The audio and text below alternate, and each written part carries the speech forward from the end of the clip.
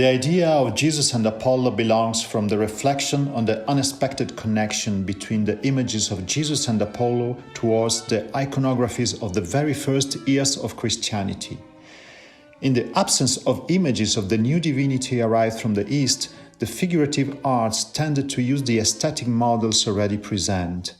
Thus, for Western Christians, the bearded image of Jupiter was transformed into that of the Jewish god, while the face of Christ, at least in the transitional phase between the two cults, was assimilated into that of Apollo, god of the sun, music, the arts, intellect in general, and prophecy.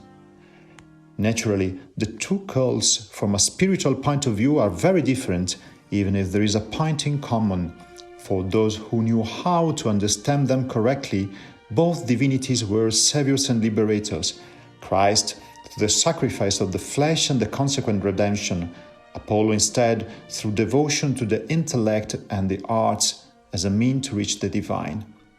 Jesus and Apollo program brings together these aspects of the two divinities, taking advantage of musical works that fully represent their characteristics.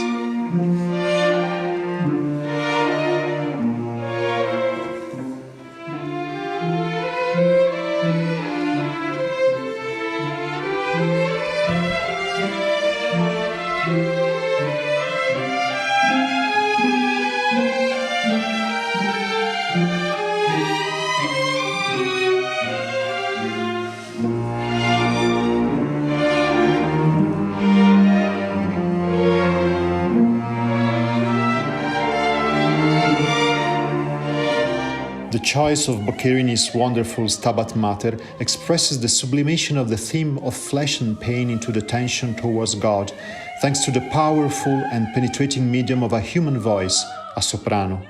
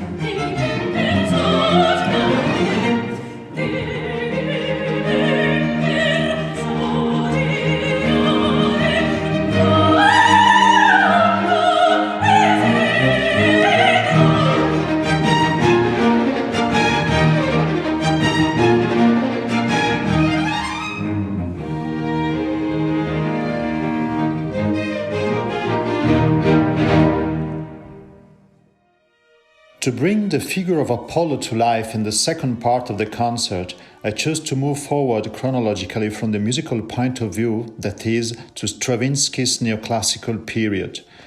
In the ballet Apollon Musagète of 1927, the Greek god is represented in the act of coming into the world and in his relationship with the Muses, with whom he will then be reunited in the final apotheosis, which is a perfect description of the tension towards the light and the divine through beauty and art.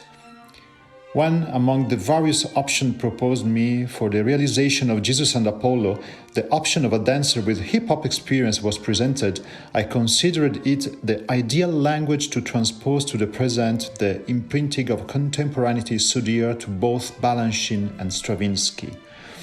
Naturally, a particular attention and respect for the classicism of the subject was required, And it is in this direction that the French choreographer Mourad Merzouki worked through the talent of the dancer H.Laamarti, magnificently condensing in a single body in symbolic form the gestures and the steps that in the original ballet were foreseen for 4 dancers, that is, Apollo and the 3 muses.